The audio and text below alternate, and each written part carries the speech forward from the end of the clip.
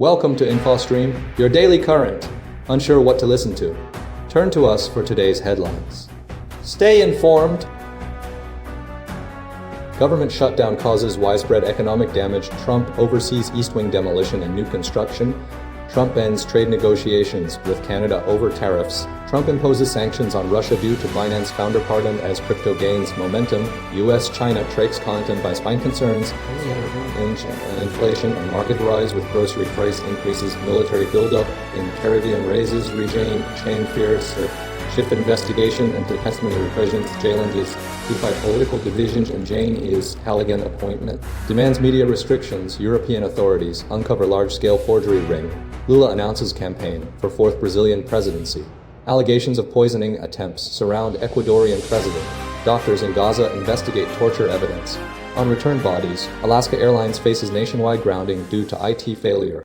The government shutdown's expanding economic and social impacts. The ongoing U.S. government shutdown is creating a ripple effect, impacting not only federal workers, but also vital social programs, businesses, and the overall economy. The shutdown has led to immediate challenges for programs like the Special Supplemental Nutrition Program for Women, Infants, and Children (MOIC), where tariff revenue is being redirected to provide continued funding, and SNAP benefits, with the USDA warning of potential benefit reductions if the shutdown persists. Millions of low-income Americans rely on SNAP, and the uncertainty surrounding its future is causing widespread anxiety and prompting individuals to seek assistance at food banks. The shutdown's economic consequences are also escalating. Small businesses are suffering due to stalled government processes, including the inability to secure Small Business Administration loans and receive tax credits. Restaurants, particularly in Washington, D.C., are experiencing decreased foot traffic, and businesses reliant on the military-industrial complex, such as restaurants in Huntsville, Alabama, are struggling with reduced customer volume. President Donald Trump has announced new Russia sanctions and called off a planned meeting with Vladimir Putin, citing a lack of tangible positive outcomes and frustration with Putin's position regarding the war in Ukraine. This decision followed a call between Secretary of State Marco Rubio and Russian Foreign Minister Sergei Lavrov, which revealed divergent expectations. Furthermore, some veteran services are being affected, with individuals seeking assistance at food banks due to the shutdown's impact on their ability to access support. Concerns are rising about the potential for the longest shutdown in American history, fueled by President Trump's assessment of the situation and the ongoing geopolitical tensions. The shutdown continues to create a volatile economic environment, with businesses and individuals grappling with uncertainty and the potential for long-term consequences. The situation underscores the significant and multifaceted ramifications of the government shutdown across various sectors of the U.S. economy and social safety net. Trump's East Wing demolition and new Ballroom project. President Donald Trump is undertaking a significant renovation of the White House, specifically constructing a new, expansive ballroom. This project involves the demolition of a substantial portion of the White House's East Wing and the Jacqueline Kennedy Garden, sparking both anticipation and controversy. The estimated cost of the ballroom is $300 million, funded privately, with Trump promising to donate whatever is needed. The demolition process began with the removal of the East Wing, which has housed First Lady's offices for decades, and the East Colonnade, a historic feature characterized by its herringbone brick floors and large windows. This area also previously included a family movie theater, utilized for presidential screenings by major film studios, and served as a courtroom. The Jacqueline Kennedy Garden, adjacent to the colonnade, was also cleared. Trump unveiled the project during a roundtable discussion, asserting the ballroom will be one of the most beautiful ballrooms that you've ever seen. He indicated the demolition would occur over several days, and that the project was being overseen by architects and construction companies. He also stated that he would not disclose the specific amount he contributed to the project until it was completed. Concerns have been raised by preservation and architecture groups, who have demanded a more transparent process. The project represents the first significant alteration to the White House's facade since the Franklin D. Roosevelt administration. The construction is taking place amidst a government shutdown due to the failure of Congress to pass appropriations bills. Donors have been invited to a dinner in the White House State Dining Room to discuss the project. Trump has released sketches of the plans, but details regarding the renovation and the list of donors have not been publicly released. The project's completion is expected to significantly reshape the White House's exterior, Trump terminates trade talks with Canada amidst tariff disputes. Recent developments have escalated tensions between the United States and Canada regarding trade policies, culminating in the U.S. President's decision to halt negotiations. The primary catalyst for this action is a Canadian advertisement featuring a 1987 speech by former U.S. President Ronald Reagan criticizing tariffs as detrimental to American workers and consumers, and as triggers for trade wars. The Ontario provincial government's dissemination of the ad served as the immediate trigger for the trade talks' termination. The core of the dispute revolves around long-standing U.S. tariffs imposed on Canadian exports, including automobiles, steel, aluminum, lumber, and energy, stemming from the USMCA agreement. These tariffs have significantly impacted Canada's economy, contributing to a high unemployment rate. Canadian Prime Minister Mark Carney expressed understanding of the evolving trade landscape, acknowledging a fundamental shift in the relationship compared to previous decades. He emphasized Canada's commitment to diversifying its trade partnerships and increasing non-U.S. exports. Despite the abrupt halt to negotiations, both sides have expressed a desire to resume discussions, particularly regarding steel, aluminum, and energy. Recent meetings between President Trump and Prime Minister Carney have yielded progress on these specific sectors. However, underlying tensions remain due to the fundamental disagreement over trade policies. The dispute underscores the complexities of international trade and the challenges of maintaining economic relationships amid differing priorities.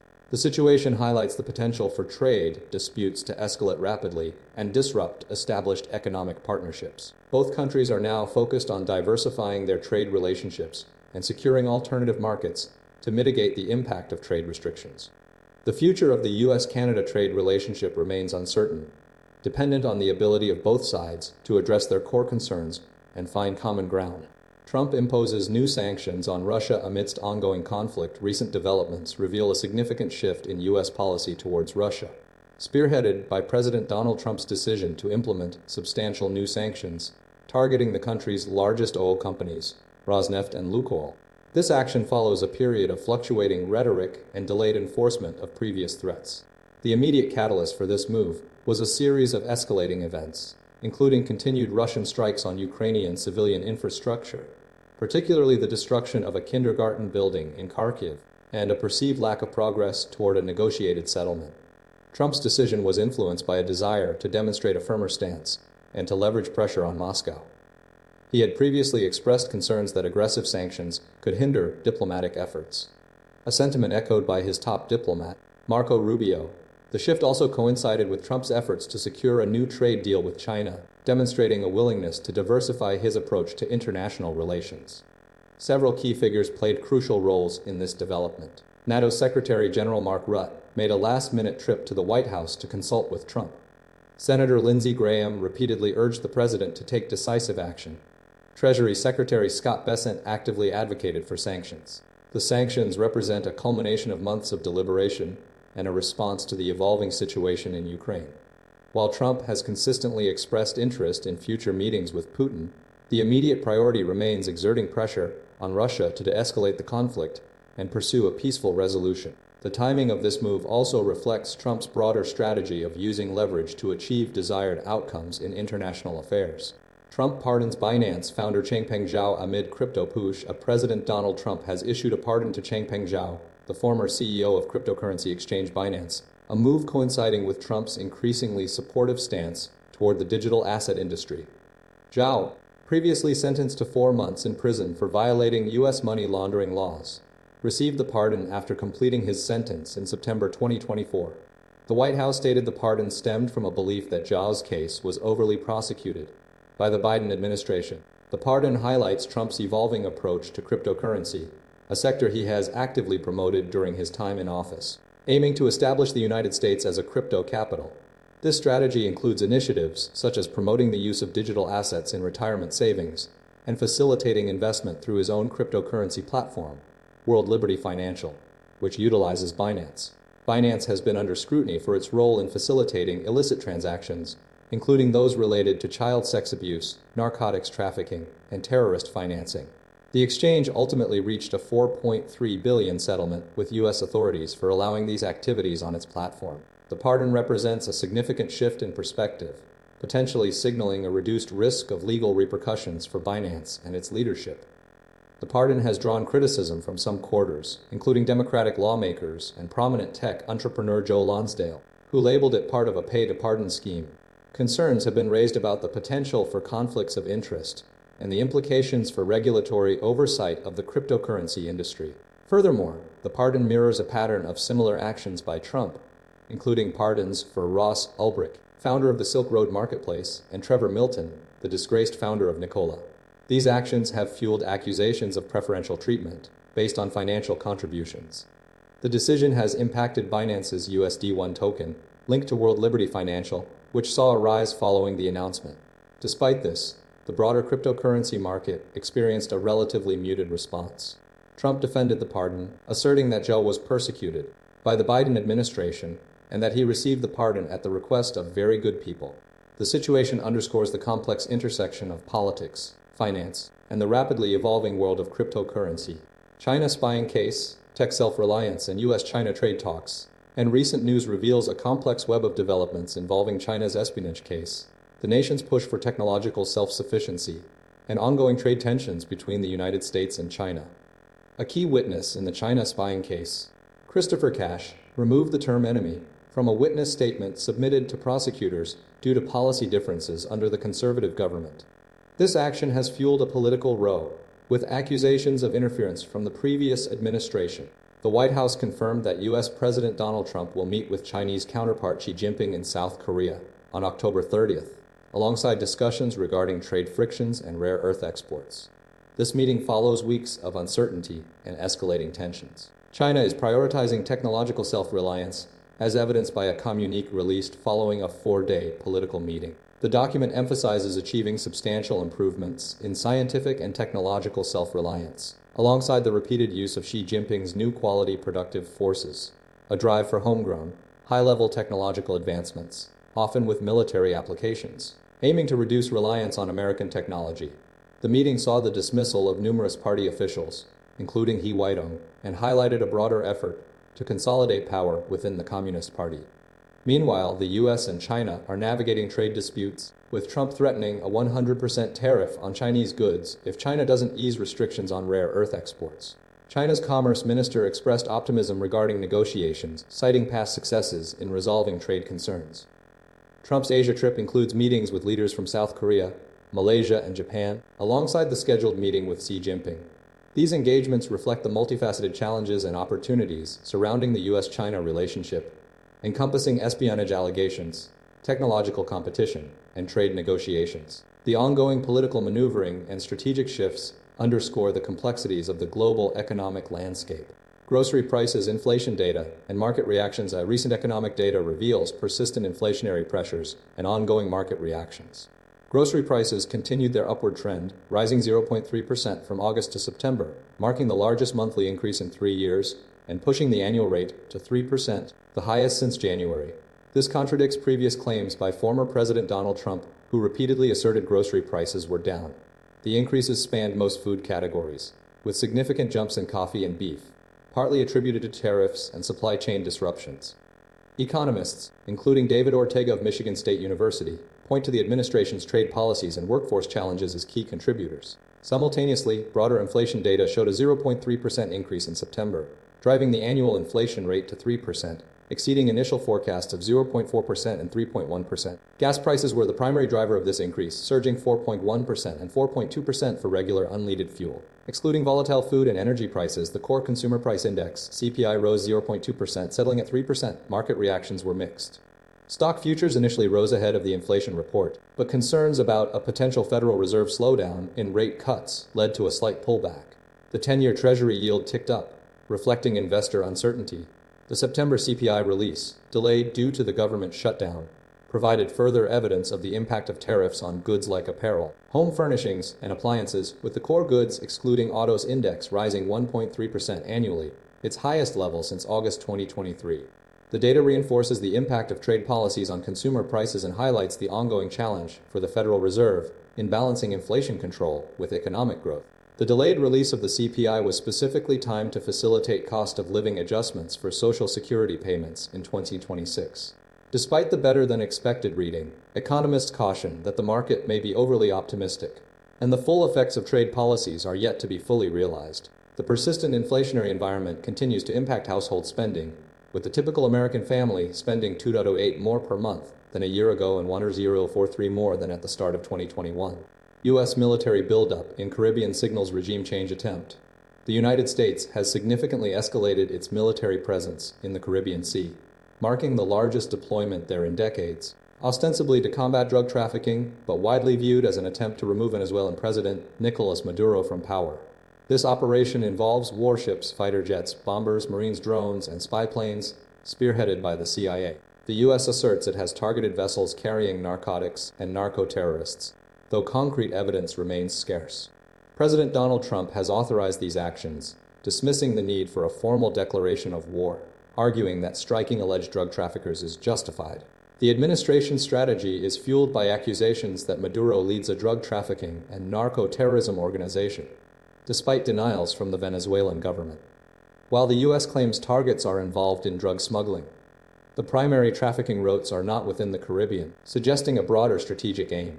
The U.S. has offered a $50 million reward for information leading to Maduro's arrest, a move that has not yielded any defections. The military buildup includes a converted cargo ship, the MV Ocean Trader, designed to support Special Forces operations. The U.S. has conducted bomber attack demonstrations and deployed F-35 fighter jets and Reaper drones, further bolstering its air presence.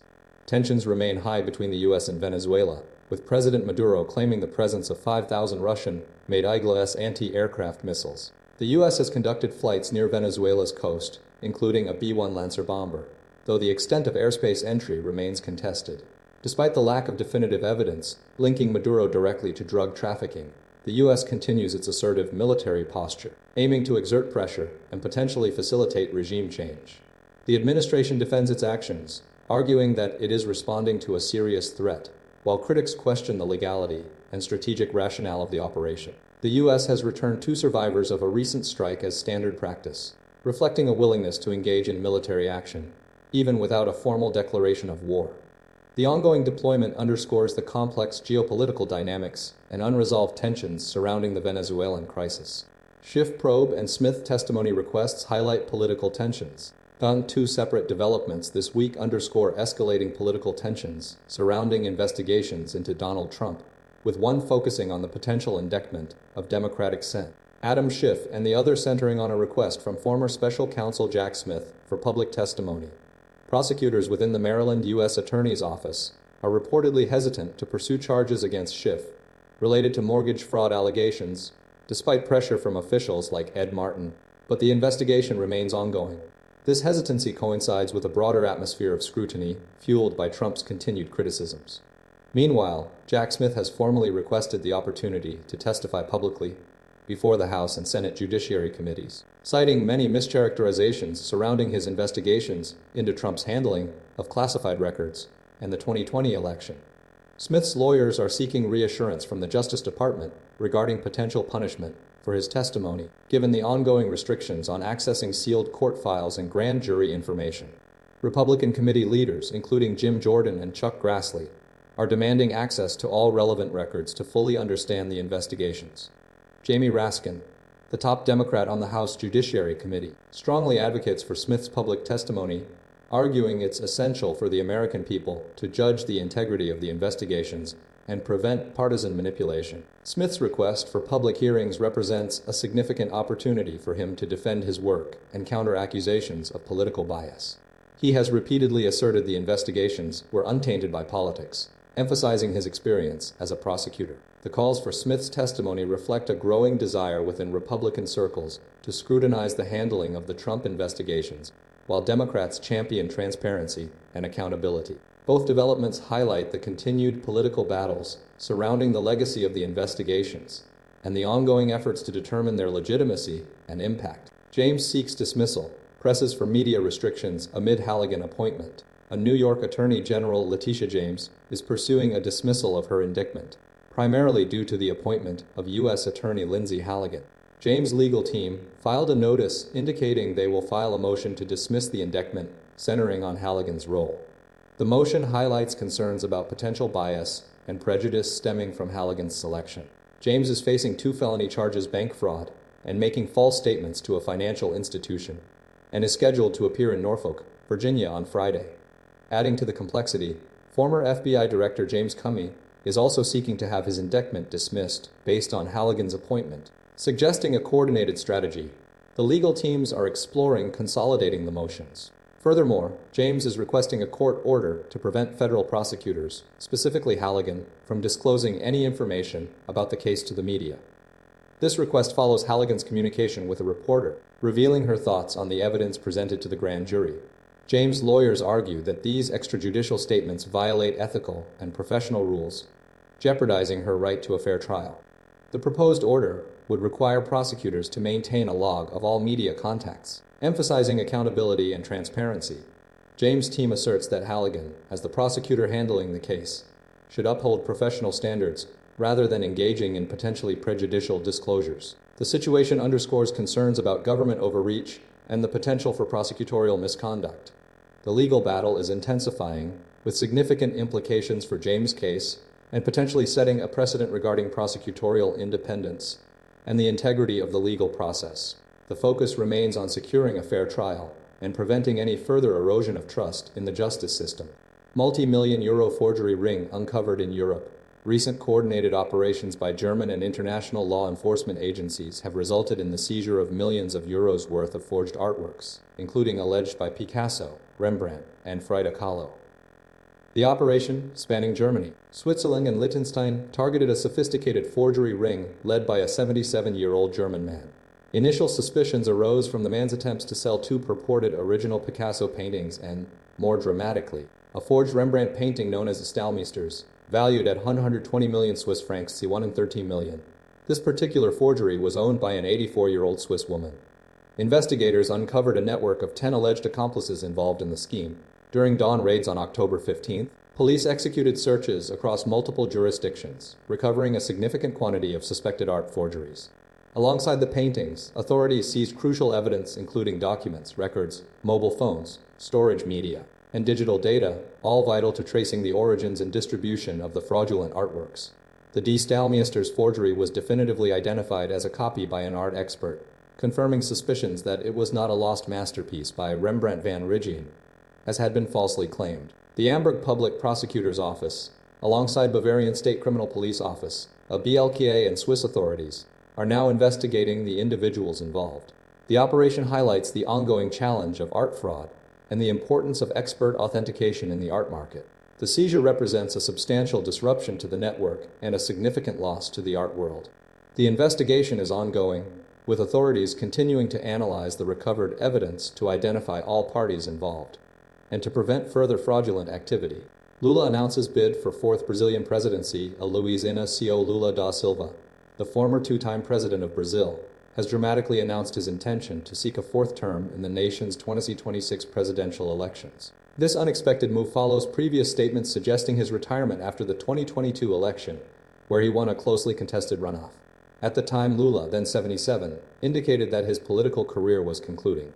However, during a state visit to Indonesia on Thursday, the 79-year-old reaffirmed his commitment to running for office, stating unequivocally that he possesses the same energy he exhibited at age 30. He emphasized his continued vigor and declared his determination to continue serving as president. This decision represents a significant shift in Lula's political trajectory. His previous administration was marked by periods of health challenges, including a bout with electoral fraud allegations and subsequent legal battles. Despite these difficulties, he secured a narrow victory in the 2022 election, demonstrating a remarkable level of public support. Lula's announcement has already generated considerable debate within Brazil and internationally. Critics have questioned his age and health, while supporters view him as a seasoned leader with a proven track record of economic growth and social reform. The 2026 election is expected to be fiercely contested, with Lula facing challenges from a diverse range of political opponents. The upcoming campaign will undoubtedly focus on issues such as economic inequality, environmental protection, and Brazil's role in the global community. Lula's renewed ambition underscores his continued influence within the Brazilian political landscape. Ecuador's president's alleged poisoning attempts amidst political turmoil. Recent weeks in Ecuador have been marked by escalating political instability and allegations of assassination attempts targeting President Daniel Noboa. These claims center around an alleged poisoning attempt involving highly concentrated toxic substances concealed within gifts of chocolate and jam, a third such incident in 2 months. The president asserts that it is statistically improbable that such substances would be present in high concentrations by chance, and his team possesses evidence to support this assertion, though specific details remain undisclosed. The situation has been further complicated by a series of violent incidents preceding the poisoning allegations. In early October, 5 individuals were detained following an alleged assassination attempt involving rocks thrown at the president's vehicle, alongside indications of bullet damage. Simultaneously, a humanitarian convoy carrying the president was ambushed in late September by approximately 350 individuals wielding Molotov cocktails, resulting in the hostage-taking of 17 soldiers and the destruction of several vehicles, as evidenced by photos posted on social media. These events occurred amidst a prolonged national strike, initiated by the Confederation of Indigenous Nationalities of Ecuador, CONE, the largest indigenous organization in the country, protesting the government's decision to eliminate diesel subsidies. The CONE, historically influential, played a significant role in the overthrows of 3 presidents between 1997 and 2005. The president's team believes the poisoning attempt was an attempt to discredit his administration and portray his opponents as violent. The government's response to the escalating unrest highlights a precarious political landscape and raises concerns about security and stability within the nation. Investigations are ongoing, but the credibility of the evidence and the motives behind the alleged attacks remain subjects of intense scrutiny. Gaza doctors investigate signs of torture on returned bodies. The BBC has investigated the circumstances surrounding the return of 195 bodies from Gaza to Gaza by Israeli authorities, facilitated under a ceasefire agreement.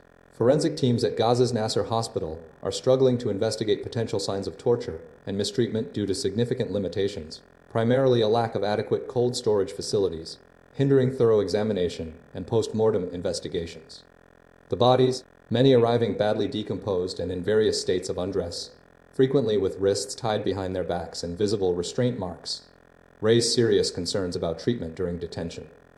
Israeli authorities returned the bodies through the Red Cross, accompanied by DNA profiles for approximately half of the deceased, but crucial information regarding dates of death, detention circumstances, and the identities of the individuals remains largely withheld.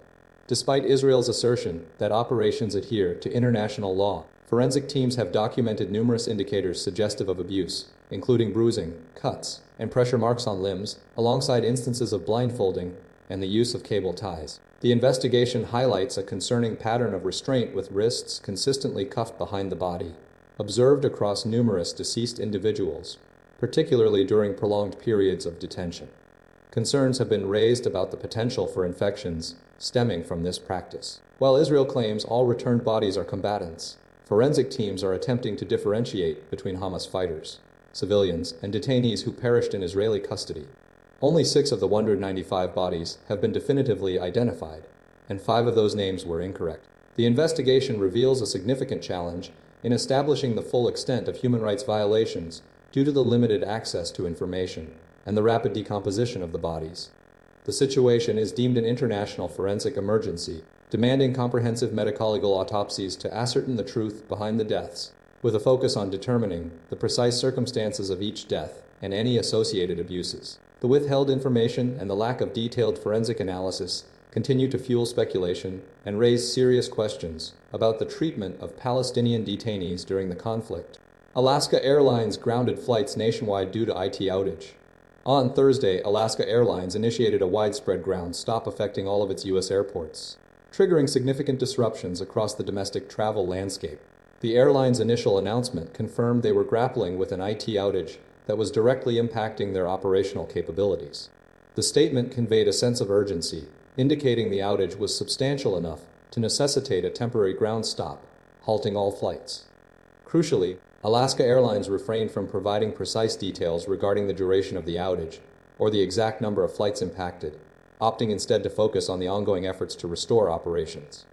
This disruption extended beyond Alaska Airlines itself, as Horizon Air, a subsidiary operated by the carrier, was also subject to the ground stop.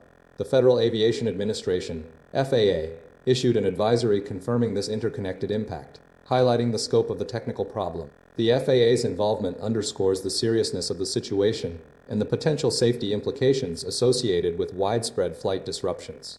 While the specific cause of the IT outage remains undisclosed, The immediate response centered on prioritizing the rapid restoration of Alaska Airlines systems. The airline statement emphasized their active efforts to resolve the technical difficulties and resuming normal flight schedules as quickly as possible.